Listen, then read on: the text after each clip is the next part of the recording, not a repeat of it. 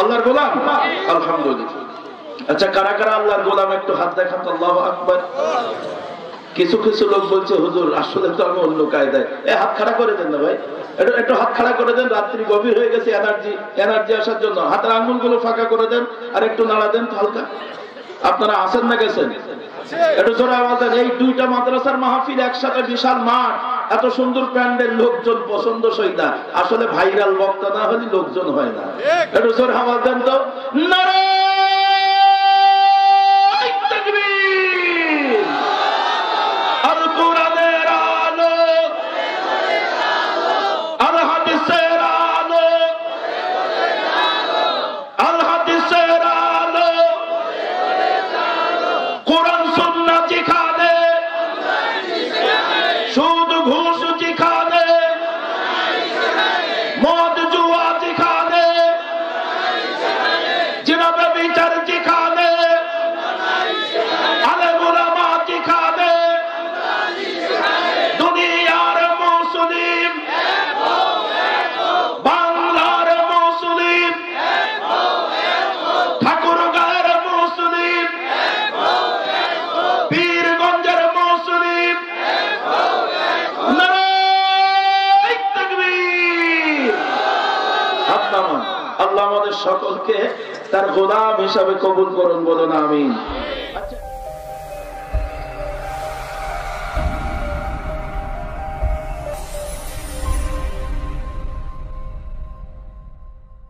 আপনাদেরকে জিজ্ঞাসা করে, সেটা হলো আপনারা শয়তানের নাম শুনেছেন? আমার কথা মনে হয় বুঝতে পারছেন না। শয়তানের নাম শুনেছেন? শয়তানের সাথে দেখা হয়েছে কোনোদিন? দেখা হয়নি। আচ্ছা, এই যে শয়তান ইবলিস, এই ইবলিস আগুনের তৈরি, আপনারা জানেন? এই ইবলিস আল্লাহর কয়টা হুকুম অমান্য করার কারণে শয়তান হলো? একটু জোরে বলেন। কিন্তু আপনারা সব জানেন, তাইলে আমি কি ওয়াজ করব? শোনেন, ইবলিস আল্লাহর একটা হুকুম অমান্য করার কারণে শায়াতিন বিতাড়িত হয়ে গেল, রজিম বিচ্ছিন্ন হয়ে গেল আল্লাহ তাআলা থেকে। আজকের মাহফিলে আপনারা যারা আছেন, ইবলিস যদি আল্লাহর একটা হুকুম অমান্য করার কারণে শয়তান হয়, এ কথা বলার আগে আরেকটা কথা বলি পেছন দিকে, ইবলিসের গুরুত্ব। ইবলিস আগুনের তৈরি। ইবলিস আল্লাহ তাআলার হুকুম এত পরিমাণ মেনেছিল, বর্ণনার ভিতরে আসছে এই জমিনের এমন জায়গা নাই যেখানে ইবলিস সিজদা দেয়নি। এই ইবলিস এত পরিমাণ আল্লাহর তাসবিহ পড়েছে, আল্লাহর সিজদা দিয়েছে, এত আল্লাহর গোলামি করেছে, ও জিন জাতির সর্দার হয়ে গেল। জিন জাতির সর্দার হলো তো হলো, ও এত পরিমাণ জ্ঞানী হলো, এত পরিমাণ দক্ষ হলো, মুআল্লিমুল মালায়েকা হয়ে গেল, ফেরেশতাদেরও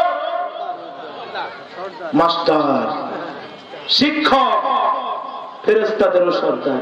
যেই ফেরেশতাদের কোনো গুনাহ নাই, এই ফেরেশতাদেরও সর্দার হওয়ায় জাতা ভালো কাজ করার কাজ, তাহলে জিন এবং ফেরেশতা এই দুইটা জাতির মেরুদণ্ড হিসেবে সে দাঁড়িয়ে গেল। তাহলে এই ইবলিস কি পরিমাণ আল্লাহর হুকুম মানলে এত বড় একটা দায়িত্ব পেল? কি কথা বলেন, ঠিক না বেটে? একটা বিএনপির লোক যদি জেলার সভাপতি হতে হয়, তাহলে দলে কি পরিমাণ কাজ করতে হয়? এবার যদি বিভাগীয় সভাপতি হতে হয়, তাহলে আরো কত কাজ করা লাগে?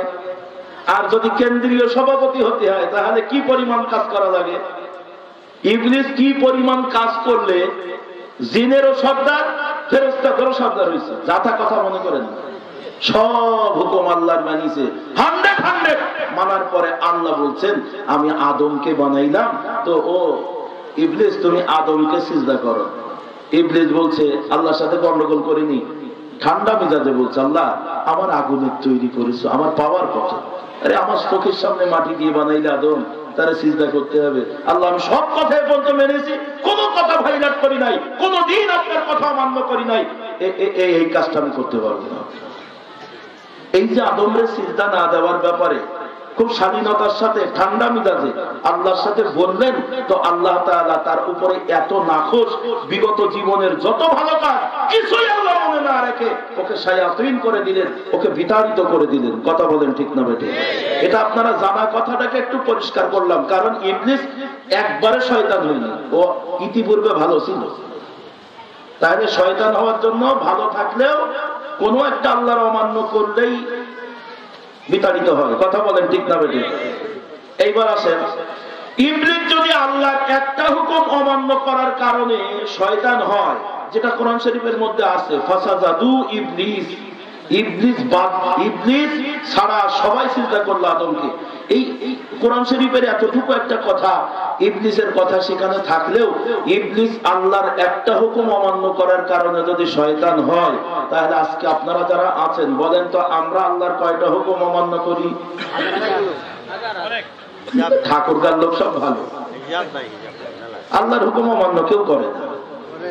আমার প্রশ্ন হলো, আমার লজিক হলো, ইবলিস যদি আল্লাহর একটা হুকুম অমান্য করার কারণে শয়তান হয়, তাহলে আমরা যারা আল্লাহর হুকুম বাদ দিয়ে ইচ্ছা মতন চলি, আমরা কত নম্বর শয়তান? এটা মনে হয় ক্যালকুলেটরে হিসাব করা যাবে না।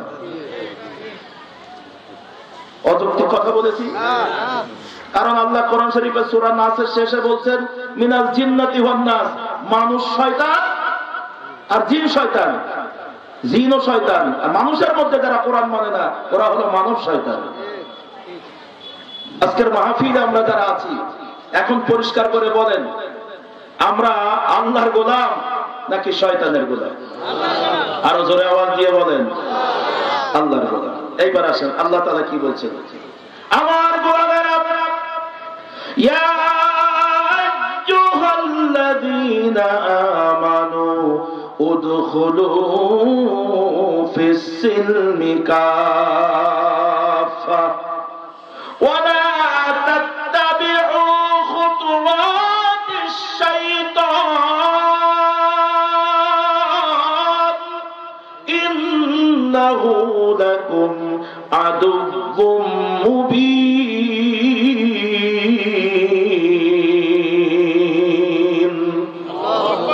আল্লাহ রাব্বুল আলামিন বলেন, উদখুলু ফিস সিলমি কাফা, এ আমার ঈমানদারেরা, আমার গোলামেরা, তোমরা পরিপূর্ণভাবে কোরআন সুন্নাহর মধ্যে প্রবেশ করো।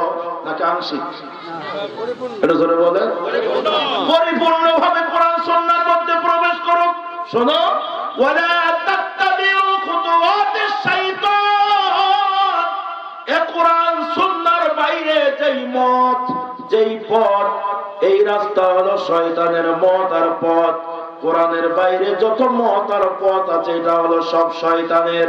ইন্নাহু লাকুম আদুউম মুবিন, খবরদার এই শয়তানের পথে যেও না, এ কিন্তু তোমাদের প্রকাশ্য দুশমন, তোমাদেরকে জান্নাত থেকে জাহান্নামে নিয়ে যাবে। আজকের মাহফিলে আমরা যারা আছি, আমি সকলকে স্পষ্ট করে এজন্য বয়ানের শুরুতেই বলতেছি, তাহলে আবার স্পষ্ট করেন, বলেন আমরা কার গোলাম? আরো জোরে আওয়াজ দিয়ে বলেন। কিন্তু আমি এখন কোরআন দিয়ে প্রমাণ করব, আমরা অধিকাংশ মানুষ শয়তানের গোলাম। আমি কোরআন দিয়ে প্রমাণ করব। কষ্ট হবে না তো আপনাদের? রাগ করবেন না ভাই। জি, লিমন আর ইমন, এদিকে বেটা, থামেন থামেন, পরিবেশ ও আর এদিকে আসবে না।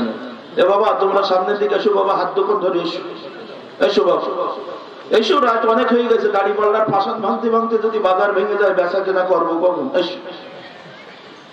জি, আলহামদুলিল্লাহ, তবুও তো মোটামুটি আসতেছে, আলহামদুলিল্লাহ। জি, আলহামদুলিল্লাহ, অনেক লোক এসে গেছে, আলহামদুলিল্লাহ। একটু জোরে আওয়াজ দেন, নারে তাকবীর। আল্লাহু আকবার, বলো রে মুমিন, আল্লাহু আকবার, বলো রে মুমিন।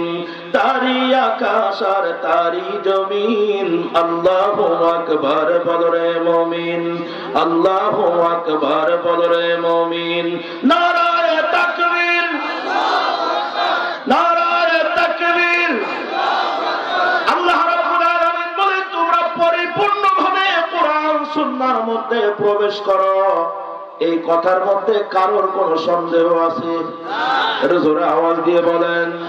কিন্তু বড় দুঃখের সাথে বলছি, আমরা কোরআনুল কারীমকে, বাংলাদেশের মুসলমান বিশেষ করে আমরা শতকরা 92% মুসলমান। ইসলামী রিসার্চ সেন্টার গবেষণা করেছেন, আদমশুমারিতে বাংলাদেশে 100 জনের ভিতরে আল্লাহু আকবার 92 জন মুসলমান বলে দাবিদার। মুসলমানের দেশে এই কোরআনের বিধিবিধান আমরা 3টা ক্যাটাগরিতে ভাগ করে নিয়েছি। কোরআনকে আমরা 3 শ্রেণীতে ভাগ করে নিয়েছি। একটু জোরে আওয়াজ দিয়ে বলেন, কয় ভাগ? আরো জোরে, জোরে বলো না, আরে জোরে বলেন না। অনেকদিন স্লোগান দেননি তো, এখন তো সুযোগ আছে। কোরআনকে আমরা ভাগ করে নিয়েছি 3 ক্যাটাগরিতে, 3টা শ্রেণীতে ভাগ করেছি। কিন্তু আমার আল্লাহ বললেন উদখুলু ফিস সিলমি কাফা, পরিপূর্ণভাবে কোরআন সুন্নাহর মধ্যে ঢোকো, এখানে কোনো ভাগাভাগি চলবে না।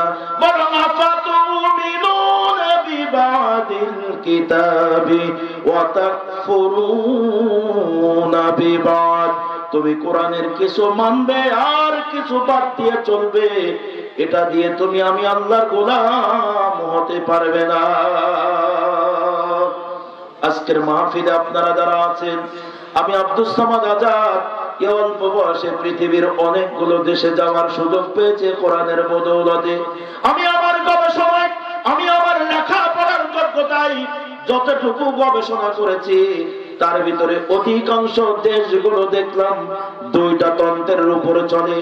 একটা তন্ত্রের নাম হলো রাজতন্ত্র, আর একটা তন্ত্রের নাম হলো গণতন্ত্র। গণতন্ত্রের বৈশিষ্ট্য হলো আল্লাহু আকবার একরকম, আর রাজতন্ত্রের বৈশিষ্ট্য হলো আর এক রকম। রাজতন্ত্রের বৈশিষ্ট্য হলো ওই দেশে রাজার ছেলে রাজা হয়, তার ছেলে রাজা হয়, বংশ পরস্পরায় তারা এই দেশ চালায়, সাধারণ জনগণের কোনো মতামত নেয় না। এটার নাম হলো রাজতন্ত্র, যেমন সৌদি আরব। কথা কি বোঝা যায়? আর গণতন্ত্রের বৈশিষ্ট্য হলো নির্দিষ্ট দিনে নির্দিষ্ট সময়ে যেই হক, কথাটা তিতা লাগে, তবে আধুনিক চিকিৎসা বিজ্ঞান বলছেন তিতা ওষুধে কাজ হয় বেশি। আবারও বলছি, এই পৃথিবীতে আমরা এক সময় ছিলাম না, তো আমাদেরকে যিনি পাঠিয়েছেন বলেন তো তিনি কে? আচ্ছা বলেন, আমরা নিজের ইচ্ছায় পৃথিবীতে এসেছি নাকি কেউ আমাদেরকে পাঠিয়েছেন? একটু জোরে বলেন, যিনি পাঠিয়েছেন তিনি কে? একটু জোরে আওয়াজ দিয়ে বলেন, তিনি কে?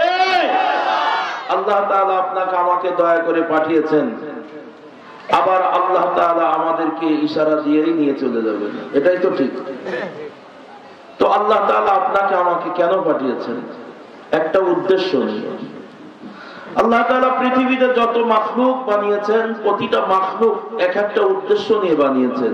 যে মাখলুককে আল্লাহ যে উদ্দেশ্যে বানিয়েছেন, প্রতিটা মাখলুক তার স্ব উদ্দেশ্য পূরণ করেই চলেছে। কোন দিন আল্লাহ তাআলার একটা মুহূর্তের জন্য আল্লাহ তাআলার শুকরিয়া আদায় থেকে তারা দূরে নয়। যার যে জন্য বানানো তারা সব সময় তার কাজ করেই চলেছে। সাব্বাহা লিল্লাহি মা ফিস সামাওয়াতি ওয়াল আরদ, আল্লাহ বলছেন আসমান জমিনে যা কিছু আমি আল্লাহ বানিয়েছি সব কিছু সর্বক্ষণিক আমি আল্লাহর তাসবিহ পড়ে, একটু সুবহানাল্লাহ বলেন। যেমন আল্লাহ তাআলা সূর্য বানিয়েছেন কি জন্য? একটু কথা বলেন। যদি চুপ করে থাকেন কথা কিছুই বুঝবেন না, কি যে বুঝবেন না তাও বুঝবেন না। আমি আজ টিচার, একজন শিক্ষক মানুষ, আমাদের আজকের মাহফিলের সভাপতি, শিক্ষকদের শিক্ষক। ছাত্র যদি ক্লাসে টিচারের সাথে কথা না বলে, ওই ছাত্র কোনো ছাত্রই না, ওই ছাত্র কিছুই বোঝে না। ওই পরীক্ষার হলে ওই নকল করে আর স্প্রে করে।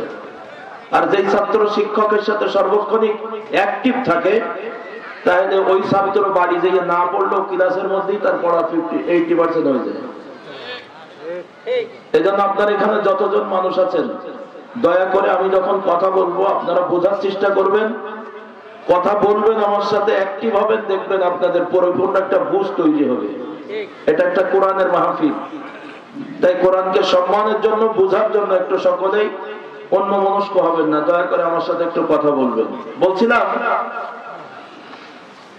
আল্লাহ রাব্বুল আলামিন যত মাখলুক বানিয়েছেন, প্রত্যেকটা মাখলুক তার নিজ নিজ দায়িত্বে সর্বক্ষণিক সচেতন। যেমন আল্লাহ সূর্য বানিয়েছেন, সূর্য সর্বক্ষণিক সে আলো দিয়েই চলেছে, জন্মের পর থেকে পর্যন্ত কোনোদিন সে আল্লাহর নাফরমানি করেনি। আল্লাহ বাতাস বানিয়েছেন, তো বাতাস সর্বক্ষণিক আল্লাহ তাসবিহ পড়েই চলেছেন, বাতাস সর্বক্ষণিক তার কথা শুনেই চলেছেন।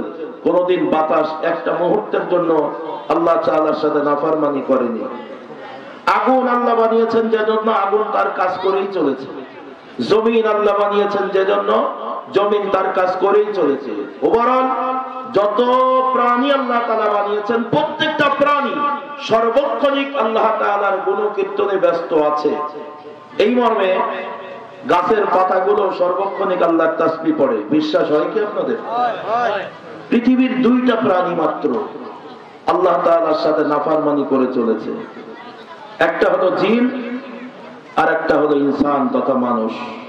এই দুইটা প্রাণী সে তার ইচ্ছা মতো চলে, মন যা চায় তাই করে, রব যা চায় সেটা করে না। এই জন্য আমার আল্লাহ তাআলা আপনাকে আমাকে মেসেজ দিয়েছেন সংশোধনের জন্য। মানুষ, তোমাকে আমি ঘুমানোর জন্য পাঠাই নাই, তোমাকে আমি খেলা করার জন্য পাঠাই নাই।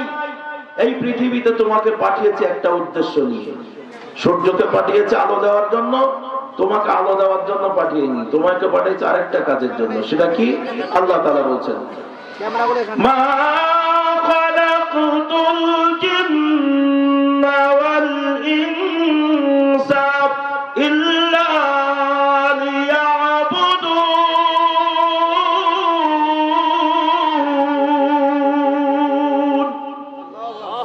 আল্লাহ বলেন, মানুষ আর জিন শুধুমাত্র তোমাদেরকে আমি পৃথিবীতে পাঠিয়েছি একমাত্র আমি আল্লাহ তাআলার দাসত্ব করার জন্য, গোলামি করার জন্য, যেটাকে আমরা আরবিতে বলি ইবাদত করার জন্য। সম্মানিত হাজিরিন, আমার এই 1 মিনিটের কথার উত্তরটা আপনারা দেন। আল্লাহ তাআলা আপনাকে আমাকে পাঠিয়েছেন কি করার জন্য? এটা জোরে বলেন। এই যে ইবাদত করার জন্য পাঠিয়েছেন, এই কথাটা আমাদের সমাজে সবচেয়ে মারাত্মক একটা সমস্যা। ইবাদত শব্দটা তো আরবি। ইবাদত শব্দটা কি? আচ্ছা, এখানে যতজন মানুষ আছেন, এই কোরআন শরীফ যদি আপনাদের কাছে দেওয়া হয়, কে কে অর্থ করে দিতে পারবেন বলেন তো? কোরআন শরীফ পড়বেন আর অর্থ করে দিবেন, একমাত্র আলেম ওলামারা ছাড়া সম্ভব নয়। কি কথা বলেন? যারা কোরআনের অর্থ করার মতন জ্ঞান তৈরি করেছেন, নাহু সরফের জ্ঞান আছে, আরবি সাহিত্যের জ্ঞান আছে, পাণ্ডিত্য আছে, তারাই অর্থ করতে পারবে। বাকি মানুষ আমরা কোরআন পড়তে পারি অনেকেই, কিন্তু অর্থ তো করতে পারি না। তাহলে অর্থ করার জন্য নিছক আমাদের কিছু স্পেশাল জ্ঞানের দরকার। সম্মানিত হাজিরিন, তাহলে আল্লাহ তাআলা বলছেন ইল্লা লিয়াবুদুন, শুধুমাত্র আমি তোমাকে পাঠিয়েছি আমার ইবাদত, এই দিকে ইবাদত করার জন্য। ওই যে কোরআন শরীফের শব্দটা আবার নিয়ে আসলাম। দেখেন আমার সামনে একটা কোরআন শরীফ, এই কোরআন শরীফের বাংলা উচ্চারণ ও সহজ সরল অনুবাদ, বঙ্গ অনুবাদ করা আছে, অনুবাদ করা আছে। এরকম অনুবাদের যত কোরআন আমাদের দেশে পাওয়া যায়, ওভারঅল বাংলা তাফসির যত বেরিয়েছে, আমি অনেকগুলো তাফসির পড়ার সুযোগ পেয়েছি আলহামদুলিল্লাহ। তার ভিতর থেকে লক্ষ্য করে দেখলাম যেগুলো বাংলা বেরিয়েছে, অধিকাংশ তাফসিরের মধ্যে এই আয়াতটা একই ভাবে লিখেছেন আমাদের কিছু বাংলা ভাষাভাষী আলেম ওলামা। ওনারা এই অর্থটা লিখেছেন, বুজুর্গ হিসাবেই লিখেছেন, ভালো জানেন বোঝেন। আল্লাহ তাআলা আপনাকে আমাকে পাঠিয়েছেন তার ইবাদত করার জন্য। সব বাংলা লিখছে, শুধু ওই জায়গায় মূল শব্দটা আরবি লিখে দিয়েছে, যাতে করে এই অজানা বাংলা, অজানা আরবি মানুষ যারা আরবি জানে না, ওরা যেন বোকা হয়েই থাকে। কথা মনে হয় বুঝাইতে পারিনি। আল্লাহ তাআলা আপনাকে আমাকে পাঠিয়েছেন তার ইবাদত করার জন্য। সাধারণ মানুষের কাছে যদি জিজ্ঞাসা করি ইবাদত মানে কি, ইবাদত মানে ডিম, ইবাদত মানে কমলা, ইবাদত মানে আপেল, ইবাদত মানে বেগুন, ইবাদত মানে কি? তাহলে দাসত্বটা লিখলে তো জেনারেল শিক্ষিত মানুষ যারা বাংলা পড়ালেখা জানে, তারা বাংলা অনুবাদটা বুঝেই বুঝতো আল্লাহ তাআলা আপনাকে আমাকে পাঠিয়েছেন তার দাসত্ব করার জন্য। দাসত্ব শব্দটা তো বাঙালি সবাই বোঝে, তার মানে হলো গোলামি করা। গোলাম কাকে বলে, দাস কাকে বলে? মালিক যা বলে কর্মচারী তার শতভাগ মেনে নিলেই সেই হলো গোলাম। কথা বলেন ঠিক না বেঠিক? মালিক যা বলে, মালিকের কথা মতো কর্মচারী যদি 100% মানে, তখন তাকে বলা হয় গোলাম। তাকে বলা হয় দাস। কথা বলেন ঠিক না বেঠিক? এখন আমরা এই শব্দটাকে আরবি করে রেখে কি করেছি আমাদের সমাজে? আল্লাহ তাআলা আপনাকে আমাকে পাঠিয়েছেন তার ইবাদত করার জন্য, তার মানে তার দাসত্ব করার জন্য, তার গোলামি করার জন্য। ওই দাসত্ব আর গোলামিটা না বোঝার কারণে আমরা ইবাদতকে কোরআন শরীফের ভিতর থেকে একটা সাইড করে আলাদা একটা প্যাকেট বানিয়ে ফেলেছি। সেই প্যাকেটটা কি? আমরা অধিকাংশ মানুষ বুঝি ইবাদত মানে হলো নামাজ, ইবাদত মানে হলো রোজা, ইবাদত মানে হলো হজ, ইবাদত মানে হলো যাকাত, ইবাদত মানে হলো তাসবিহ তাহলিল পড়া, ইবাদত মানে হলো জিকির আজকার করা, ইবাদত মানে হলো দান সদকা করা। এরকম ইসলামের কোরআন শরীফ থেকে কয়েকটা গুরুত্বপূর্ণ বিষয়, যেই বিষয়গুলোকে আলাদা একটা ঝুড়ি বানিয়ে ফেলেছি, আলাদা একটা প্যাকেট করে ওটাকে ইবাদত নামে সারা দেশে চালাচ্ছি। আর বাকি আল্লাহর যত হুকুম হাকাম এগুলোকে সব সাইড করে ফেলেছি। কিন্তু ইবাদত মানে হলো আল্লাহ তাআলার শতভাগ হুকুমের দাসত্ব করা, শতভাগ হুকুমকে মেনে নেওয়া। জোরে বলেন ঠিক না বেঠিক?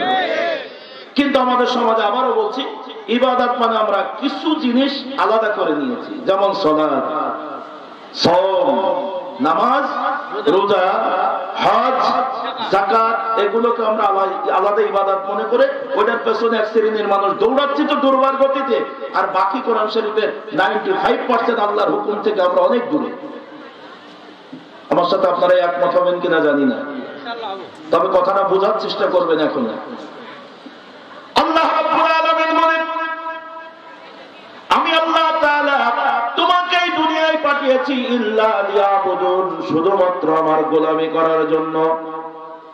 অন্যদিকে আমার আল্লাহ সূরাতুল বানী ইসরাঈলের 23 নম্বর আয়াতের শুরুতে বলছেন, ওয়া ক্বাদা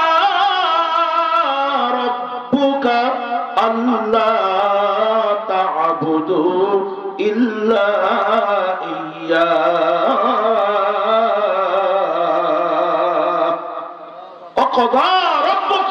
আমি তোমার রব, আমি তোমার জীবনের মালিক, আমি তোমার হায়াতের মালিক, আমি তোমার মরণের মালিক, আমি তোমার রিজিকের মালিক, আমি তোমার সম্মান দেওয়ার মালিক, আমি তোমার বেইজ্জতি করার মালিক, আমি সব জায়গার দায়িত্ব তোমার জীবনের। তাই আমি আল্লাহ, আমি রব, তোমাকে নির্দেশ দিচ্ছি, তোমার উপরে হুকুম তামিল করছি, আল্লাহ তা'বুদু ইল্লা ইয়্যা, একমাত্র আমি আল্লাহর গোলামি করবা, আমি আল্লাহর দাসত্ব করবা, অন্য কারোর গোলামি করবা না, অন্য কারোর দাসত্ব করবা না। জোরে বলেন কথাটা কার?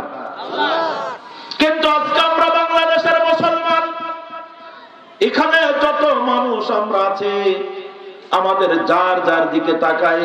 আজকের মাহফিলে আমি একটা বিনয়ের সাথে অনুরোধ করছি, ইংরেজিতে একটা কথা আছে, ফেরেজ ছোটবেলায় পড়েছিলাম, কথাটা খুব গুরুত্বপূর্ণ, এটা আপনারা সবাই জানেন। ইংরেজিতে একটা কথা আছে, ওয়েল ইওর ওন মেশিন, আছে না?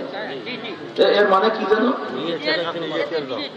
নিজের চরকায় নিজে তেল দাও। কথা তো সুন্দর, কিন্তু আমাদের দেশের অধিকাংশ মানুষের হ্যাবিট, অধিকাংশ মানুষের স্বভাব হলো আমরা নিজের চরকায় নিজে তেল দিই না, আর একজনের নিয়ে সবসময় ভাবি, সবসময় আরেকজনের পেছনে লেগেই আছি, ওর কোথায় ভুল, ওর কোথায় সমস্যা, এই করেনি, ও ওই করেনি, আমি যে কি করিনি এটা নিয়ে ভাবারই সময় নেই। কি কথা বলেন ঠিক না বেটি? আমরা অধিকাংশ মানুষ পরশ্রী কাতর, অন্যকে নিয়ে ভাবনা ভাবি। আজকের আপনাদের দুই পায়ে হাত রেখে বিনয়ের সাথে বলছি, 1 মিনিট আপনি আপনার বডিটার দিকে তাকান, আপনি আপনার জীবনটার দিকে তাকান, দুনিয়ার সবার চিন্তা বাদ দিয়া আপনি একটু আপনার চরকায় তেল দেন তো। আচ্ছা বলেন তো, আসলে কি আমরা আল্লাহর গোলাম?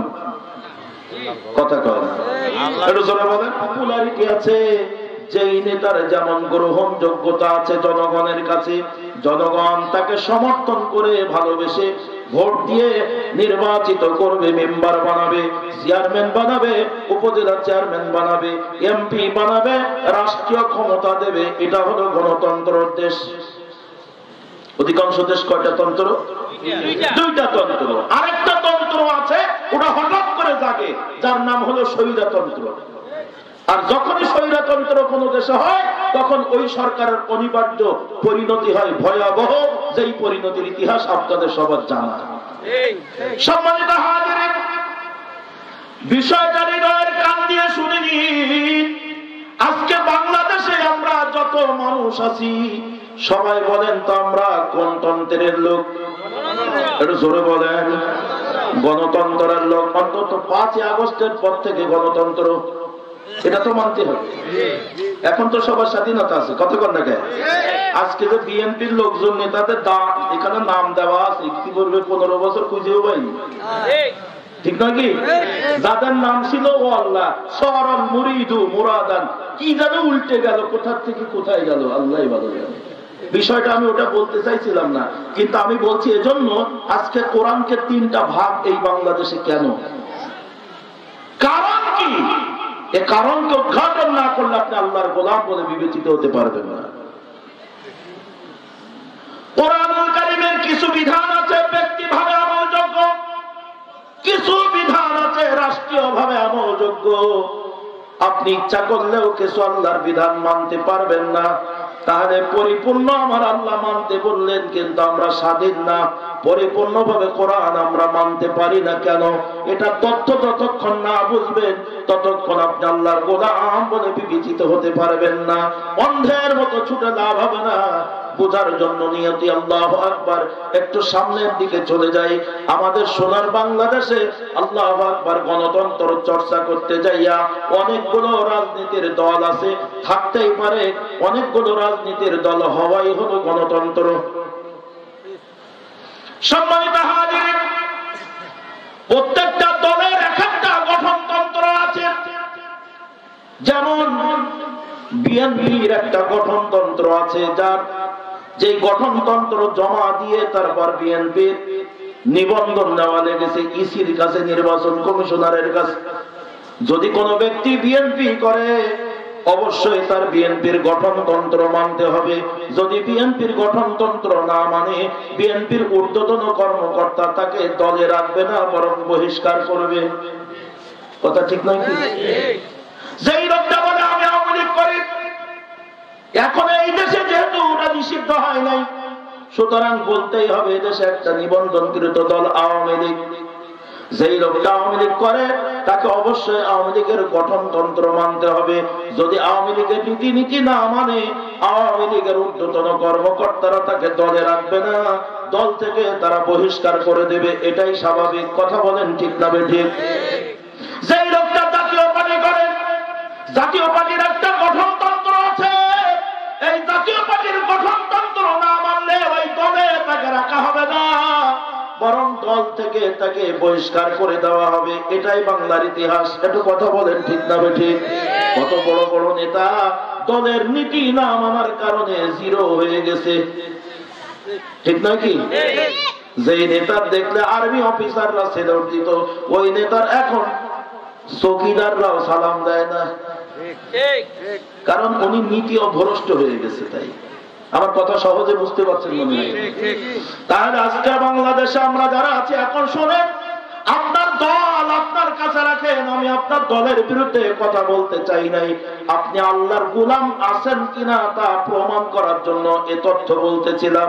এখন শোনেন, এই সোনার বাংলাদেশে যিনি যেই দল করেন, যদি নিজেকে মুসলমান বলে দাবি করেন, যিনি আওয়ামী লীগ করেন উনি যদি বলেন আমি মুসলমান, যিনি বিএনপি করেন উনি যদি বলেন আমি মুসলমান, যিনি জাতীয় পার্টি করেন উনি যদি বলেন আমি মুসলমান, যিনি জামাত ইসলাম করেন উনি যদি বলেন আমি মুসলমান, যিনি শাসনতন্ত্র আন্দোলন করেন উনি যদি বলেন আমি মুসলমান, যিনি চরমনার পীরের মুরিদ উনি যদি বলে মুসলমান, যিনি সুরেশ্বরের মুরিদ উনি যদি বলে মুসলমান, যারা নিজেকে মুসলমান বলে দাবি করবে, যেই পীরের মুরিদ হোক না কেন, যেই দলের মানুষ হোক না কেন, আমার কোনো অসুবিধা নাই।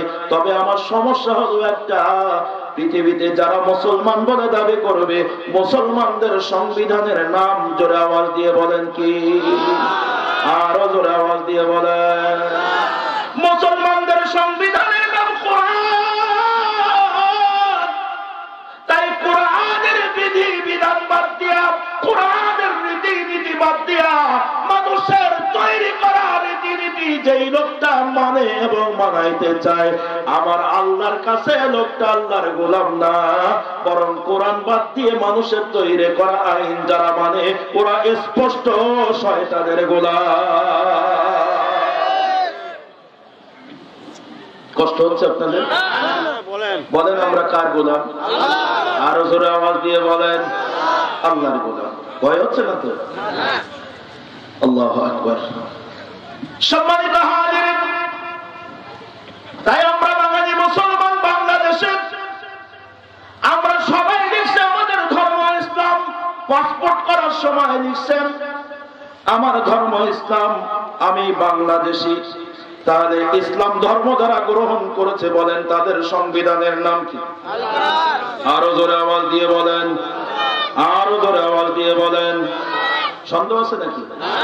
আমার আল্লাহ বলেন তাহলে শোনো, যালিকাল কিতাবু নাই।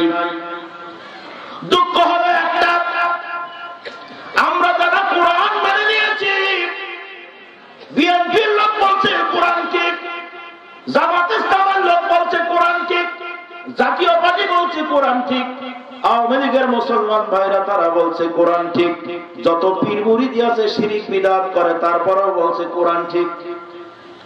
ঠিক নয় কি? সবাই বলার পরে এখন কোরআনুল কারীম মানার ব্যাপারে এই কোরআনকে আমরা কয় ভাগে ভাগ করেছি বলেছিলাম? মনে আছে? মনে আছে? মনে থাকলে কাজে লাগবে। কোরআনকে আমরা মেনেছি তিন ভাগে, তিনটা ক্যাটাগরিতে, তিনটা শ্রেণীতে ভাগ করেছি। নাম্বার 1, এই কোরআনুল কারীমের ভিতর থেকে আমরা মাত্র কয়েকটা আল্লাহর হুকুমকে ইবাদত নামের একটা বস্তা বন্দী করেছি, ইবাদত নামের একটা বস্তার মধ্যে ঢুকিয়ে দিয়েছি। কিন্তু আল্লাহর সব হুকুমগুলোই হলো ইবাদত। কিন্তু ইবাদত নামে আমরা চিনি সালাত তথা নামাজ, ইবাদত নামে চিনি সাওম তথা রোজা, ইবাদত মানে আমরা বুঝি তার নাম হলো হজ, ইবাদত মানে হলো আমরা বুঝি তার নাম যাকাত, ইবাদত মানে হলো তার নাম হলো দান সদকা। এরকম কয়েকটাকে আমরা ইবাদত মনে করে নিয়েছি। তার বাস্তব প্রমাণ দেখেন কোরআনুল কারীম থেকে যেগুলোকে আমাদের সাধারণ মানুষ আমরা ইবাদত মনে করে নিয়েছি, ওগুলো আমাদের বাংলাদেশে স্বতন্ত্র। স্বতন্ত্র কেন? ওরা মানলে মানো, না মানলে না মানো, কোনো সমস্যা নাই। যেমন নামাজ। কষ্ট হচ্ছে আপনাদের? আচ্ছা বলেন তো, নামাজ যদি সমাজের কোন লোক পড়ে তো কার হুকুম পালন করলো? কিন্তু কোন লোক যদি না পড়ে, আল্লাহর হুকুম পালন করলো না। আমি এজন্য স্বতন্ত্র বলছি। যেটা আমাদের সমাজে ওই আরবি শব্দ ইবাদত নামে একটা আমার বুজুর্গ হুজুররা, অধিকাংশ আলেম ওলামারা এই বাংলা ব্যাখ্যা আরবির সাথে মিলাইয়া আরবি শব্দটা ইবাদত বলে চালিয়ে দিয়েছে। এর ভিতর থেকে যেগুলো স্বতন্ত্র সেগুলোকে ইবাদত বলে দিয়েছে। একটু তাকান, আপনি যদি নামাজ পড়েন কোনো সমস্যা নাই, যদি নামাজ নাও পড়েন কোনো সমস্যা নাই আমাদের দেশে। আপনি যদি নামাজ পড়েন পরিবারের পক্ষ থেকে বাহবা, যদি নামাজ না পড়েন পরিবারের পক্ষ থেকে তিরস্কার করে না। কোনদিন আব্বা বলল না বেটা রে তুমি নামাজ পড়ো না, আমার বাড়ি তোমার জায়গা নাই। মা কোনদিন বলল না বেটা নামাজ পড়ো না, এই বাড়িতে তোমার জায়গা হবে না। সন্তান কোনদিন বলল না তুমি নামাজ পড়ো না, তোমার আব্বা ডাকবো না। স্ত্রী কোনদিন বলে নাই তুমি নামাজ পড়ো না, তোমার ঘর করবো না। বলছে কোনদিন? তাহলে এই লোকটা নামাজ পড়ে, ওই লোকটা ভালো কাজ করে, কিন্তু যে লোকটা নামাজ পড়ে না সে লোকটাও সমাজে কোনো অবস্থাতে অবহেলিত নয়। বরং নামাজ পড়ার জন্য যদি মসজিদ বানাও তাহলে নামাজি লোকেরাও টাকা দেয়, বেনামাজিরাও নামাজির মসজিদের জন্য টাকা দেয়। কথা বলেন, দেয় কি দেয় না? তাহলে নামাজ যদি তুমি পড়ো সমাজের কোন লোক বাধা দিবে না, সমাজের মানুষ তোমাকে কল্যাণকর উপকার করবে, মসজিদ বানানোর জন্য টাকা দিবে। শুধু তাই না, সামাজিক ভাবে সম্মান পাবেন। নামাজ পড়লে সামাজিক ভাবে মর্যাদা পাবেন। নামাজ যদি না পারেন সামাজিক ভাবে অপমান করবে না। কোনদিন মসজিদের ইমাম সাহেব, মসজিদ কমিটির লোক বললো না এই মসজিদটা আমরা ছাদ দেব না, যদি ছাদ দিতেই হয় শুধুমাত্র নামাজিদের টাকা দিয়ে ছাদ দেব, কোন বেনামাজির টাকা মসজিদে দেওয়া হবে না। বলছে কোনদিন? কিন্তু নবীর কাছে সাহাবায়ে কেরাম জিজ্ঞাসা করেছিলেন, নবী গো মুসলমান আর কাফেরের মধ্যে পার্থক্য কি? নবী আমার টুপির কথা বলে নাই, নবী আমার পাগড়ির কথা বলে নাই। আল্লাহর নবী বলেন বাইনাল আবদি বাইনাল কুফরি তারকুস সালাহ, মুসলমান আর কাফেরের মধ্যে পার্থক্য শুধু নামাজ। যে লোকটা নামাজ পড়লো না সে লোকটাকে আমার রাসূল এত একটা ছোট চোখে আমাদের কাছে পরিচয় করিয়ে দিলেন। তারপরও আমরা এমন ইবাদত কারনেওয়ালা, আমরা এমন ইবাদত করি, আমরা নামাজ পড়ি তো পড়ি। কত বড় বুজুর্গ, যে লোকটা নামাজ পড়ে না তার টাকা ছাড়া মসজিদে সাহাবী হয় না। কষ্ট হচ্ছে আপনাদের, আমি বুঝতে পেরেছি, কথা বলবেন না। আপনাদের ওসব কথা আমি জানি। ভাও কাজে এখন ফুসফাস করবেন, এলাকায় গন্ডগোল লাগবে। আর আমি যা বলি চলে যাবো, গন্ডগোলের কোনো টাইম নেই। ও শুধু জ্বালাই করবে বছরের পর বছর। সম্মানিত হাজিরিন, তাহলে নামাজ আপনার আমার সমাজে স্বতন্ত্র ইবাদত। আপনারা কি একমত? আমার সাথে একমত হতে পারেননি মনে হয়। নামাজ আপনার আমার সমাজে স্বতন্ত্র ইবাদত, কারণ আমরা মসজিদের ভিতরে একটা খাটিয়া রেখেছি, যেই খাটিয়াটা আমাদের সমাজের মানুষ মারা গেলে কবরে নিয়ে দেওয়া হয়। বলেন তো, খাটিয়াটা আমাদের বাড়িতে না মসজিদে? ওটা মসজিদে কেন? ওটা নামাজীদের জন্য শুধু বরাদ্দ। যারা নামাজ পড়ে না, মসজিদের পবিত্র খাটিয়া তাদের দেওয়া বৈধ নয়। এই নামাজি আর অমুসলিমের মধ্যে পার্থক্য কি? শুধু নামাজ। তাহলে আপনার আমার সমাজে যারা কার্তিক বাবু আছে, ওরা মারা যাওয়ার পরে খাটিয়াটা ওদেরও দিয়ে একটু যাবে না? সমস্যা কি? একসাথে ব্যবসা করছেন, এক লেবের মধ্যে ঘুমাচ্ছেন, এক কম্বলে ঘুমাচ্ছেন, হিন্দু বন্ধুর সাথে এক গাড়িতে চলছেন, হিন্দু বন্ধুর সাথে এক বাইকে চলছেন। আপনার মেয়ের বিয়ের দাওয়াতে হিন্দুকে দাওয়াত দিলেন, তো মরে গেলে আপনি কত বড় নিষ্ঠুর। আপনার বন্ধুটার জন্য আপনি খাটিয়াটা দিলে কি হতো? শ্মশানে ফেলাই রেখে এসে আবার তো ধুই টুই মসজিদে তুললে হতো। কথা বলেন না? আমরা অমুসলিম দেওয়া যাবে না। তাহাদের যে লোকটা নামাজ পড়ে না, ও কোন মুসলিম? ওটাও অমুসলিম। আর যে নামাজ পড়ে না, ওরা না মুসলিম। কথা কয় না? কষ্ট হয়। ওই বেনামাজি আর অমুসলিমের মধ্যে পার্থক্য একটা জায়গায় আমি পেলাম, শুধুমাত্র এক জায়গায় কারোর চামড়ার আগা কাটা আছে আর কারোর কাটা নাই। এসি আর বেনামাজিদের জন্য কথা বলার জায়গা খুঁজে পাচ্ছি না। আপনাদের এখানে কোনো বেনামাজি নাই? কথা বলা আসেননি? তা আপনারা আহলে হাদিসের মানুষ না? তা হাদিসের নিষেধ নাকি নামাজ পড়া যাবে না? কথা বল না। যে লোকটা নামাজ পড়ে না, খবরদার আহলে হাদিস পরিচয় দিবেন না, বাটপাড়ি করবেন না। হাদিস মানবেন তো আহলে হাদিস বলবেন, একজন হলে আহলে হাদিস ঠিক আছে। মানবেন না, ধান্দাবাজি করবেন, আল্লাহ বোঝেও সিটিংবাজি। সম্মানিত হাজিরিন, বড় কষ্টের কথা বলছি। আমাদের সমাজে আমরা গতানুগতিক মুসলমান, কর্ম দিয়ে মুসলমান কম। এ কষ্টের কথা নিয়ে চলে যাচ্ছে কোরআনের কিছু অংশ। আমরা আরবি শব্দ ইবাদত মনে করে আলাদা করেছি, তার ভিতরে নামাজের কথা বললাম। এখন আসেন আল্লাহু আকবার, রমজান মাস যখন আসে, আল্লাহর একটা হুকুম, যার নাম সাওম তথা রোজা। রোজা রাখে যদি সমাজের মানুষ বাহবা, কার হুকুম পালন করলো? যেই লোকটা রোজা রাখে তাকে সবাই ভালো বলল, কিন্তু যেই লোকটা রোজা রাখে না তাকে কি সবাই খারাপ বলে?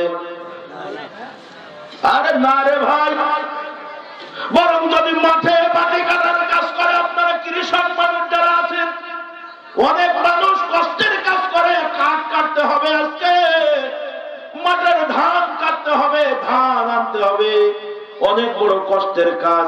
তো আমাদের প্রিয়তমা স্ত্রী ডাক দিয়ে বলছে, শোনো, আজকে আর রোজা রেখো না, তোমার খুব কষ্ট হবে।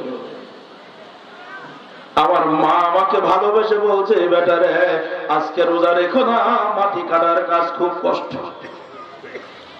তার মানে আমরা যেটাকে ইবাদত মনে করে ওটা স্বতন্ত্র, সুবিধা পেলে ওটাও মানি না, মানলে মানি, না মানলে না মানি, কোনো সমস্যা নাই। বরং একদম লোক নামাজ পড়ে না, রোজা রাখে না, কিন্তু রোজার সময় যদি ইফতারি সে দেয়, কোনোদিন বললাম না বেনামাজির ইফতারি আমাদের মসজিদে দেব না, বরং ও যদি বিরিয়ানি দেয় তাহলে আরো রোজাদারের সংখ্যা বেশি। ওরে বাবা, মসজিদই জায়গা হয় না রে ভাই। আপনাদের এদিকের লোক ভালো, এরকম বেশি বেশি চলে। আমাদের খুলনা এলাকার লোক খুব খারাপ, যা দেয় সবাই খায়। সম্মানিত হাজিরিন, কষ্ট নিয়েন না। এই কষ্টের কথা এজন্য বলছি, আমরা যারা ইবাদত মনে করে নিয়েছি, কোরআন থেকে আরবি শব্দ ইবাদতের বাক্সের ভিতর থেকে বেরিয়ে আসছে যাকাত। ইবাদতের বাক্সের ভিতরে পাইছি হজ। আপনি যদি হজ করেন, সমাজের মানুষ আপনাকে বাহবা দেবে। সরকার পক্ষ থেকে আপনাকে সহযোগিতা করবে। কি সহযোগিতা?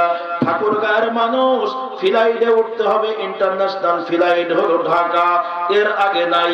সুতরাং ঢাকায় যাওয়ার পরে তোমার 12 ঘন্টা ফ্লাইট লেট আছে, এখন তোমাকে রাস্তায় থাকতে হবে না। হাজী সাহেবের জন্য হোটেলে ওঠা লাগবে না, বরং বাংলাদেশ সরকারের পক্ষ থেকে হাজী ক্যাম্প বানানো হয়েছে। কোটি কোটি টাকা খরচ করে, সরকারি টাকা খরচ করে আল্লাহর ইবাদত হজ নামের এই পারপাসে কোটি কোটি টাকা খরচ হয়েছে। কতক্ষণ ঠিক না বেঠিক? হাজী সাহেব হজ ক্যাম্পে থাকবা, কোনো সমস্যা নাই। শুধু তাই না, ধর্ম মন্ত্রণালয় থেকে একটা হজ মিশন চালু করা আছে। মক্কা মদিনায় যে হাজী তুমি অসুস্থ হয়ে পড়বে, চিকিৎসার জন্য টাকা লাগবে না, বাংলাদেশ সরকার হাজীদের পরে দয়া করে আল্লাহর এই হজ নামের ইবাদতের সপক্ষে আল্লাহু আকবার বিশিষ্ট ডাক্তারদের ফিরে হজে নিয়ে গেছেন। তারা হাজীদের চিকিৎসা করবে, ঔষধ দেবে, কোনো টাকা লাগবে না। তাহলে যদি আপনি হজ করেন, এ সমাজের মানুষ আপনার পক্ষে থাকবে, সরকার বাহাদুর পর্যন্ত পক্ষে থাকবে। একটু কথা আওয়াজ দিয়ে বলেন ঠিক না বেঠিক? কিন্তু কোটি কোটি টাকার মালিক যদি লোকটা হজ না করে, এ সমাজ থেকে কোনোদিন তাকে তাড়িয়ে দেয় নাই। একটু কথা বলেন ঠিক না বেঠিক? কত হজ ফরজ মানুষ আমাদের সমাজে। আমাদের এরকম তাফসীর মাহফিলের সভাপতি হয়, তাফসীর মাহফিলের অতিথি হয়, টাকায় দেখা যায় লোকটা কোটি কোটি টাকার ব্যবসা করে, এই মাহফিলের সভাপতি হলো কিন্তু এখনো হজ করে নাই। কিন্তু আমার নবী বলছেন, যার উপরে হজ ফরজ হয়ে গেল, লোকটা যদি হজ না করে মারা যায়, ও ইহুদি হয়ে মরুক আর নাসারা হয়ে মরুক, আমি নবী আমার যায় আসে না। কথা কেন? তাহলে কোটি কোটি টাকার মালিক মাহফিলের অতিথি বানায় না। একটা বার দেখলাম না আল্লাহর হুকুম অমান্য করে বছরের পর বছর চলছে, লোকটা এখনো হজ করে নাই। আমরা তার বিরোধিতা করি নাই, বরং এই অতিথি হবা তো কিছু টাকা দিবা, তুমি হজ করো আর নাই করো কোনো সমস্যা নাই, নামাজ পড়ো আর নাই পড়ো সমস্যা নাই, তাফসীর মাহফিলের অতিথি হওয়া যায়। কথা কেন? সমস্যা কারা এরা? ভাই আপনারা মেহরবানি করে বসেন মাহফিলের প্যান্ডেলের এলাকায়। যদি আপনারা এরকম কথা বলেন, এটা তো দৃষ্টিকট। আপনারা মাহফিলের আয়োজক কমিটি যারা আছেন, আপনারা এত সুন্দর একটা ভালো কাজের আয়োজন করেছেন, আরে ভালো ভালো মানুষগুলো নিয়ন্ত্রণ করতে পারছেন না। না মহিলারা না ভাই, তো আপনাদের মতন প্যান্ট শার্ট আলা খাবেন, মহিলাদের কথা কয়েন না, বেটা আলাদা কথা করেন। এটা জোরে বলেন তো নারায়ে তাকবীর। আরো জোরে আওয়াজ দিয়ে বলেন নারায়ে তাকবীর। কোরআন আছে যেখানে, কোরআন নাই যেখানে, এই কথার সাথে আপনারা একমত? তাহলে বলেন, কোরআনকে আমরা এইভাবে তিনটা ভাগ করে রাখবো, নাকি কোরআনকে আমরা একই ভাবে সকলেই মানতে পারবো? এটা দরকার। তাহলে কারা কারা কোরআনের পরিপূর্ণ মানার পক্ষে আছেন একটু হাত দেখান তো। আল্লাহু আকবার। একটু জোরে আওয়াজ দেন নারায়ে তাকবীর। আরো জোরে বলেন নারায়ে তাকবীর। এজন্য আল্লাহ বললেন, মা খালাকতুল জিন্না ওয়াল ইনসা ইল্লা লিয়াবুদুন। হে মানুষ, আমি তোমাদেরকে শুধুমাত্র আমি আল্লাহ তাআলার গোলামি করার জন্য পাঠিয়েছি। তো আমরা আল্লাহর গোলামি বাদ দিয়া আমাদের মন যা চায় সেই গোলামির ভিতরে ব্যস্ত, মন চায় জিন্দেগি চালায়, আমার রব চায় জিন্দেগি আমাদের পছন্দ হয় না। সম্মানিত হাজির, তাহলে আজকের মাহফিলে আপনারা যারা আছেন, বলেন তো এই কোরআন 100% মানতে পারলাম না, আমাদের সমস্যা কোথায়? আসলে এর জন্য কে দায়ী? একটু জোরে বলেন। আমার কথার উত্তর দেন নাকি? আপনারা কি গল্প করছেন নাকি? বলেন, কোরআন যে পরিপূর্ণ মানতে পারছি না, এজন্য আসলে কে দায়ী? কথা কেউ কেউ বলছে, কেউ কেউ বলছে না। কেউ বলছে সরকার, কেউ বলছে রাষ্ট্র, আমি বলছি আপনি। কি কথা কান দেখেন? সরকার দায়ী না, কারণ সরকার প্রধান যারা হয় ওরা তো আসমান থেকে বৃষ্টির পানির মতো নিচে নেমে আসে নাই, আবার জমিন পুড়ে গাছের মতো এই চেয়ারে এসে বসে নাই। এই রাষ্ট্র যারা চালায়, এই জনগণই তাদের চালানোর সহযোগিতা করে। একটু কথা আওয়াজ দিয়ে বলেন ঠিক না বেঠে? সুতরাং এর জন্য সরকারকে দায়ী করা যাবে না, এর জন্য দায়ী আপনি আমি, আমাদের মতন আল্লাহর ওলি। কথা বলেন ঠিক না বেশি?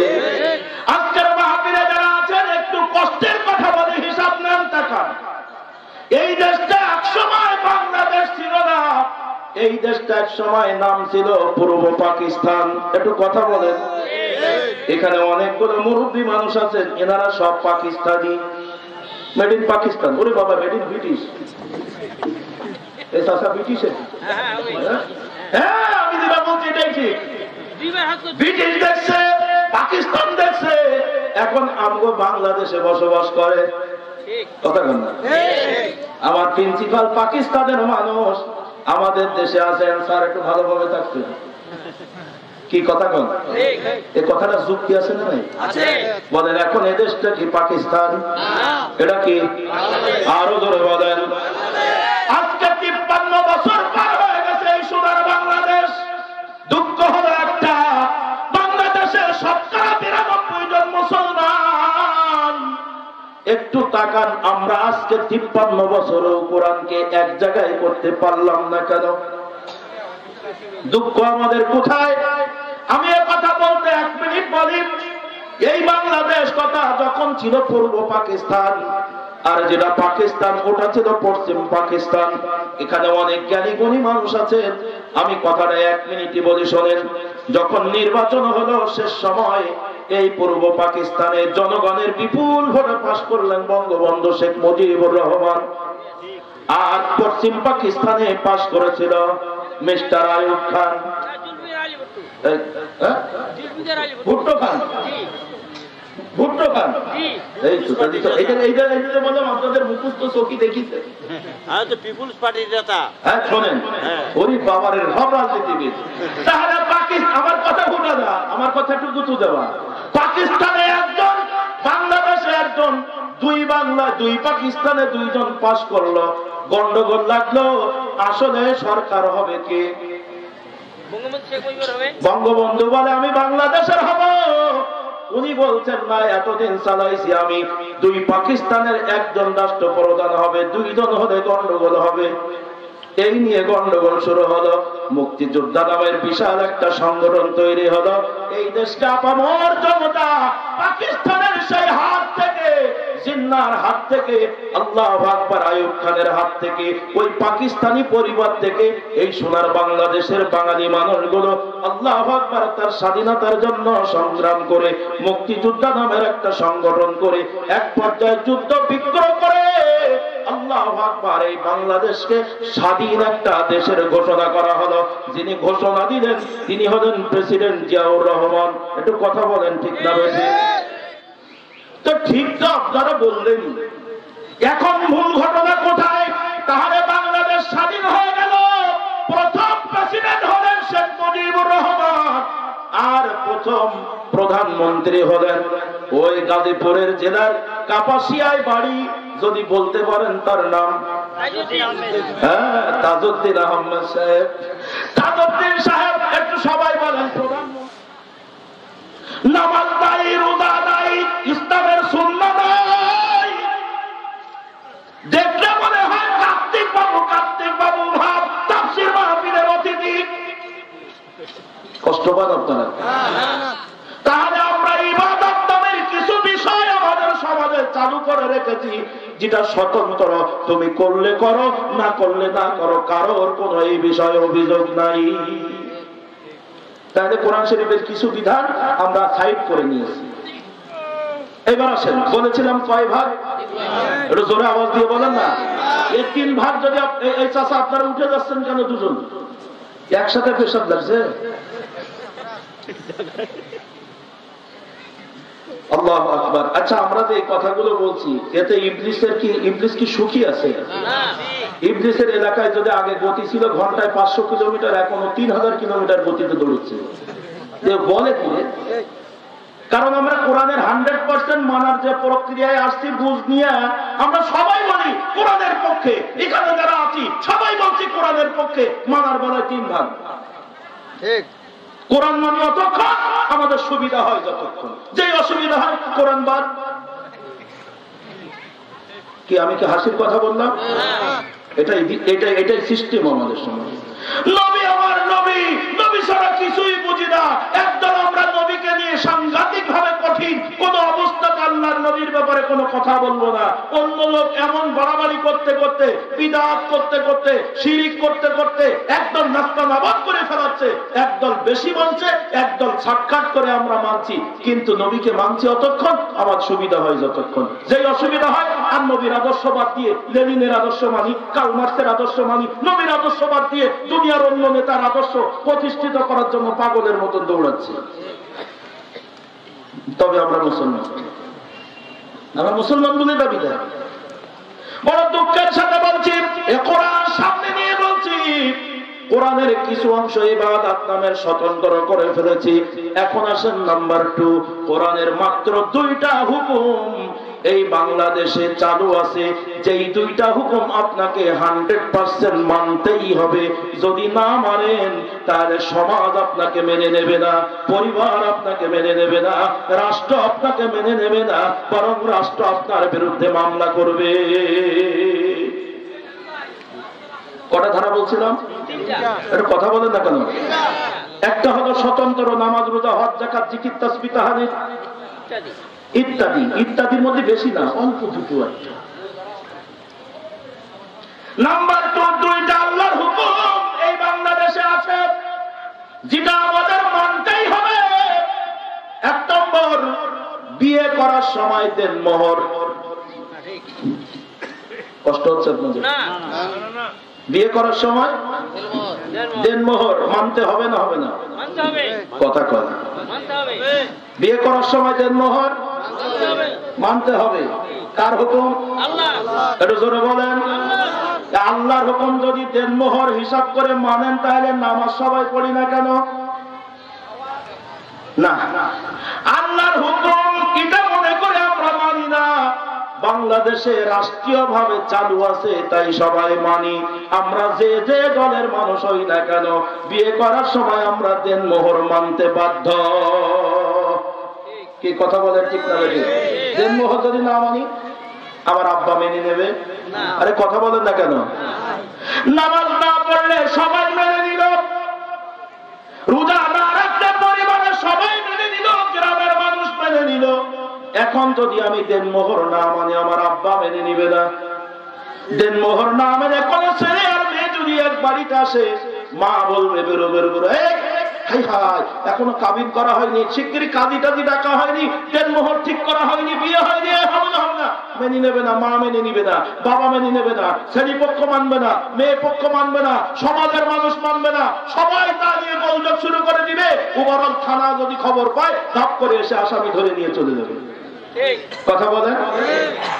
তাহলে দেন মোহর কোরআনুল কারীমের ভিতরে আমার আল্লাহ মাত্র 5টা আয়াতের ভিতরে দেন মোহর মানার হুকুম করেছেন। একটু জোরে বলেন কয়টা?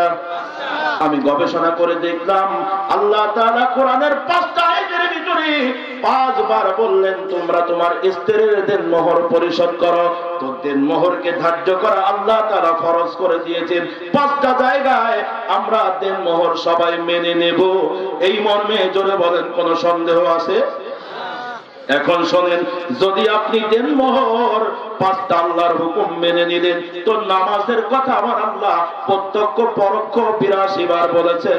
তো 82 বারের আল্লাহর হুকুম কেন পালন করেন না?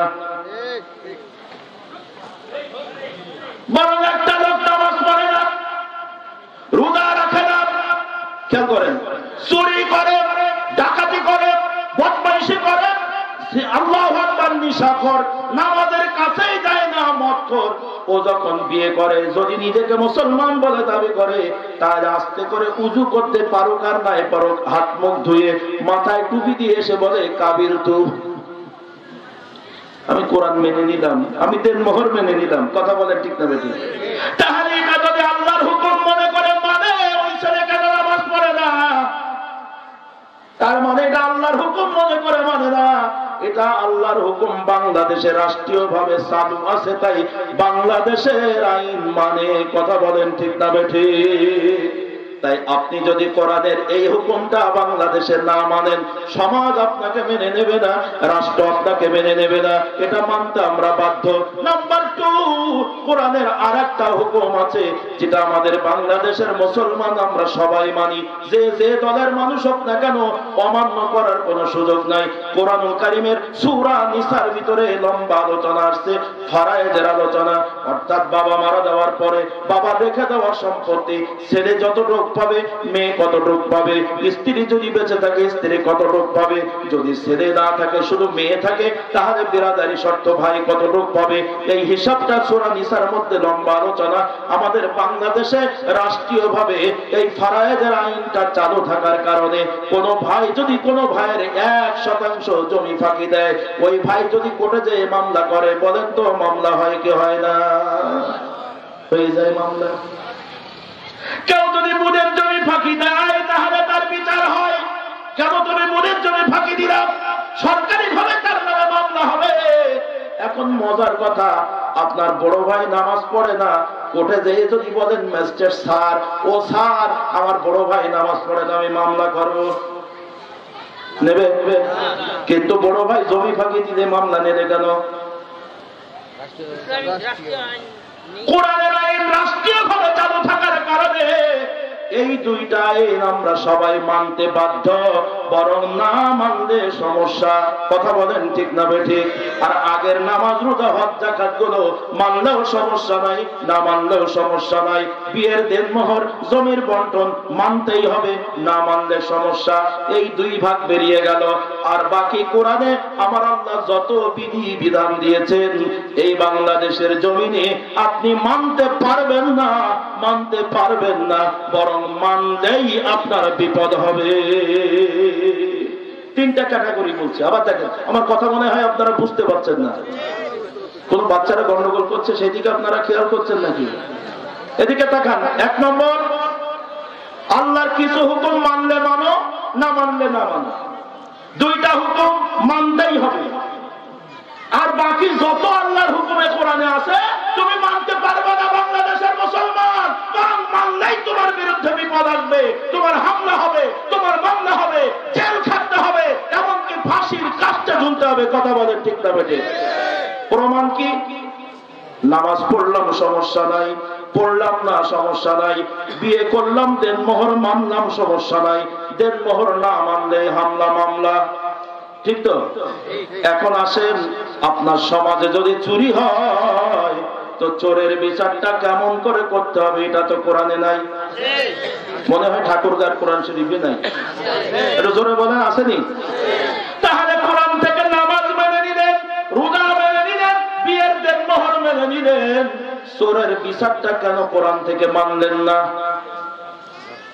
আমরা তো সবাই মুসলমান, কালকে সকালবেলা গিয়ে কোরআনের বিধান দিয়ে চোরের বিচার করতে পারবো? আরে কথা বলেন না কেন? কেন পারবেন না? রাষ্ট্রীয় আইন নাই।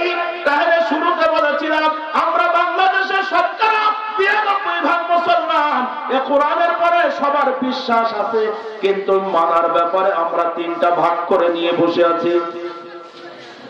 এ কথার বাস্তব তথ্যের জন্য বলছি। দেখেন, বিয়ে করার সময় দেনমোহর মানতেই হবে। যদি তুমি না মানো তাহলে ধর্ষণের মামলা হবে। মামলার দরকার নাই, অধিকার চাই না। কোন ছেলের মেয়ে যদি দেনমোহর না মেনে জিনা ব্যভিচার করে, বলেন তো জিনা ব্যভিচারের বিচারটা এই কোরআনে আছে না নাই? আমার ভাষা কি বোঝা যায়? এই কোরআনের মধ্যে যদি থাকে তাহলে কোরআন থেকে নামাজ মেনে নিলে, কোরআন থেকে দেনমোহর মেনে নিলে, কোরআন থেকে রোজা মেনে নিলে, তাহলে কেন জিনার বিচারটা, ব্যভিচারের বিচারটা কোরআন দিয়ে করল না? আমি যত বড় মাওলানা হই না কেন, আমার প্রিন্সিপাল স্যার যত বড় দাবি হোক না কেন, বলেন তো কালকে আপনার সমাজে যদি জিনা হয়, জিনার বিচারটা কোরআন দিয়ে করতে পারবে? একটু জোরে বলেন, কেন পারবেন না? সরকার তো নামাজ পড়ার জন্য মসজিদে টাকা দিল, সরকার তো হজ করার জন্য আমাদের হাতে কাম বানিয়ে দিল, ডাক্তার ফ্রি পাঠাই দিল মক্কা মদিনায়। তাহলে সরকার আমাদের ভালো কাজের সহযোগিতা করলো, কিন্তু এই বিচারটা করতে কেন আমাদের দিচ্ছে না? কারণটা কি? কষ্ট হয় আপনাদের? তাই কোরআনের মুসলিমেও কয়েকটা হুকুম হাকাম ছাড়া বাকি আল্লাহর আইনগুলো আমরা মানতে বর্তমান বাংলাদেশের মুসলমান অক্ষম মানতেই পারি না। তার কারণটা কোথায়? কিন্তু আমার আল্লাহ বললেন তিনটা ভাগ করা যাবে না, কিছু মানবা কিছু মানবা না। আফাতুমিনুনা বিবাদিল কিতাবি ওয়া তাকফুরুনা বিবাদ, তুমি কিছু মানবা কিছু বাদ দিয়ে চলবা, এটা হবে না। এটা দিয়ে আল্লাহর গোলাম হওয়া যাবে না। পর্যন্ত সব সরকার বাহাদুর দেখলাম মুসলমান, একজনও কিন্তু হিন্দু। কার্তিক বাবু এটা কথা কন না কেন? আমাদের দেশের দুইজন প্রধানমন্ত্রী মহিলা, ম্যাডাম খালেদা জিয়া, উনিও মুসলমান। বিগত দিন পালিয়ে গেল শেখ হাসিনা, তাকে দেখছে উনিও মুসলমান। উনি নাকি তাহাজ্জুদের নামাজও পড়তো। তবে কষ্ট নেবেন না, কথা একটু না বললেই হয় না।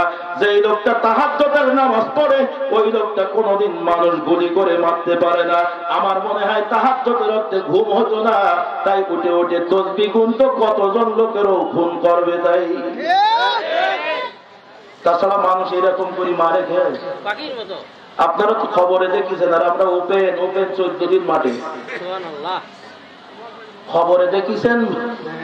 এই গ্রামের মানুষ তো শুধু খবরে দেখেছেন, টেলিভিশনের সামনে ওরে বাবা মারামারি হচ্ছে, গোলাগুলি হচ্ছে। 14 দিনের সৈনিক রাজপথে।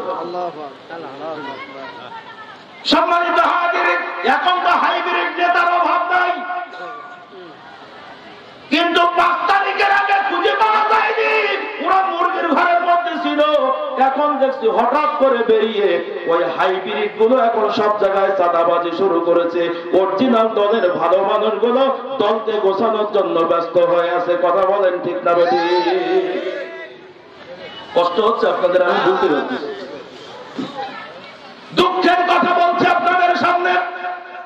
তাহলে শেখ মুজিবুর থেকে শুরু করে এই কুরআনুল কারীমের এই আইনগুলোই ছিল, যা ছিল সেই ব্রিটিশের সময় থেকে, পাকিস্তানের সময় থেকে, এখনো সেই কোরআনের 3টা ভাগ রয়ে গেল।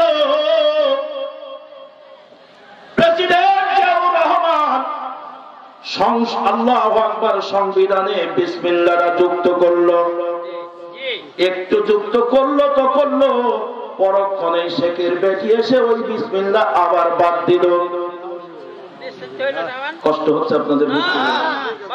আপনাদের রংপুরের কিনারের চাচা উনিও কিছু ভালো কাজ করার চেষ্টা করেছিল।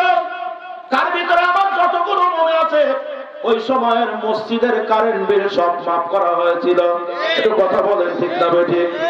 কথা ঠিক স্বীকার করাই লাগবে। শুধু তাই না, জেনারেল ইরশাদ সাহেব 9 বছর ক্ষমতায় থাকলেন। প্রথম 5 বছর, তারপরে 4 বছর আল্লাহু আকবার হানা ভোটে পাস করলেন।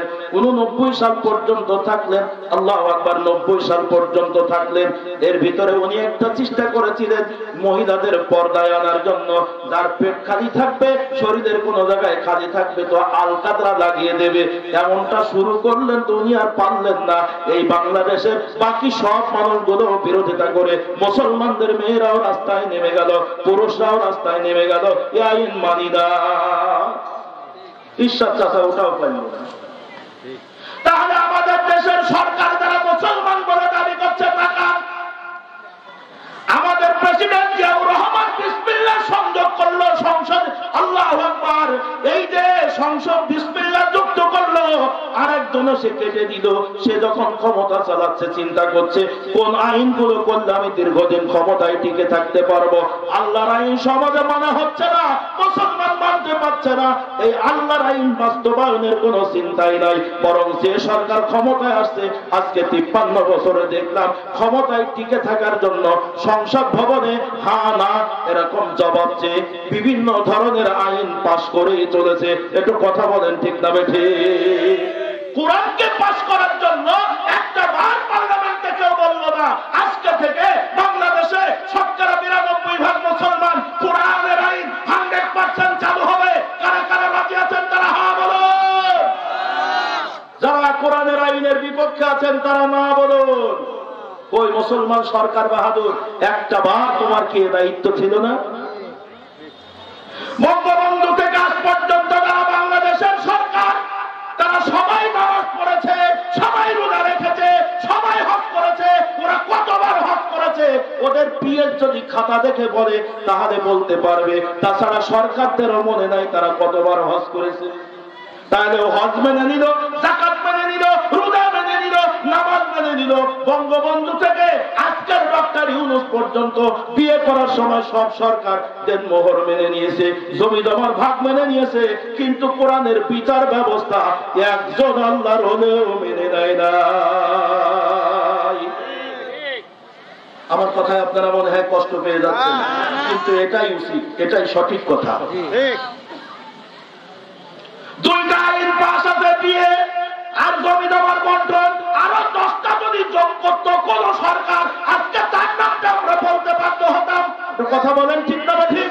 কিন্তু কেউ করেনি। সেই সব একের কায়দায় চলেছে, যার যার সুবিধা নিয়ে দল গুছিয়ে চলেছে। আমার মনে হয় ওনারা সরকার বাহাদুর, ওনারা চাইছিলেন কিন্তু পারেন নাই। চিন্তা করলো যদি নাকি এখন চোরের আইনটা আমি হাত কাটা করি, তাহলে আমাদের নেতা কর্মীরা সমাজে আর চুরি করতে পারবে না। কথা কন না? চুরি হয় না? চুরি যদি না হয় রাস্তা এরকম থাকে? এত পরিমাণ বরাদ্দ রাষ্ট্রীয় ভাবে বাংলাদেশের একটা মাঠ পর্যায়ের রাস্তাও কাঁচা থাকার কথা না। কিন্তু দুঃখ হলো যেই জায়গায় বিরোধী দলের লোক থাকে ওই জায়গায় রাস্তাই বানায় না, কিন্তু বরাদ্দ করে ওই এলাকার নেতারা সব ভাগ করে খায়। আপনারা জরিপ করে দেখেন না কেন? আপনাদের পীরগঞ্জে বরাদ্দ হয়নি এমনটা নয়, ঠাকুরগাঁয়ে বরাদ্দ হয়নি এমনটা নয়, কিন্তু মির্জা ফখরুল এলাকার বিএনপির মহাসচিব ঠাকুরগাঁয়ে যত রকমের বৈষম্য, আওয়ামী লীগের কিছু নেতারা ও টাকা ধুমছে খেয়ে বেড়াইছে, কতবার এক এক রাস্তার টাকা খাইছে আল্লাহ ভালো জানে। আজকের মাহফিলে যারা আছেন, এটা কষ্টের কথা বলছি, আমি রাজনীতির কথা বলি নাই। আমরা আল্লাহর গোলাম থাকতে পারলাম।